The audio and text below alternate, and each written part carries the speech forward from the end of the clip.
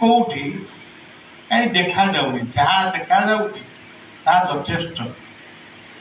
ଯଦି ବି ଗଛ ଲାଗୁଛି କୃତ୍ରିମ ଜଙ୍ଗଲ ସୃଷ୍ଟି ହେଉଛି, ପଶୁପକ୍ଷୀମାନଙ୍କ ପାଇଁ ଖାଇବା ପାଇଁ ଗଛ ନାହିଁ। ତେଣୁ ଯଦି କୃତ୍ରିମ ଜଙ୍ଗଲ ଭିତରେ ହାତୀ ଖାଇବା ପାଇଁ ଗଛ ରହନ୍ତା, ମାଙ୍କଡ଼ ଖାଇବା ପାଇଁ ଗଛ ରହନ୍ତା, ଭାଲୁ ଖାଇବା ପାଇଁ ଗଛ ରହନ୍ତା, ତାହେଲେ ସେମାନେ ସେଠି ଜଙ୍ଗଲରେ ତାଙ୍କର ଆନନ୍ଦରେ ରହିପାରନ୍ତି।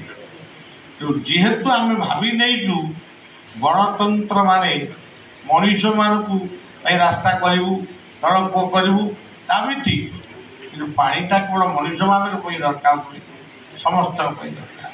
ତେଣୁ ଆଜି ପରିବେଶ ଅସଜଡ଼ା ହେଇଯାଇଛି। ତେଣୁ ଆମର ଏଇ ସଚେତନ ଯାତ୍ରାରେ ଆମେ ତ ବହୁ ପୂର୍ବରୁ ଏ ଯାତ୍ରା କରିଛୁ। ଏଇ ବଲାଙ୍ଗୀର, ସୋନପୁର ଆଉ ବରଗଡ଼ ଏସବୁ ଜାଗାରେ ବହୁତ ବଡ଼ ବଡ଼ ମିଟିଂ ବହୁ ବର୍ଷ ତଳେ ଆମେ କରିଛୁ। କିନ୍ତୁ ଆଜି ପୁଣି ଥରେ ତାକୁ ଆରମ୍ଭ କରିଛୁ। ମଝିରେ ବି କରିଥିଲୁ, ଏ ପାଖକୁ ଆସିନଥିଲୁ।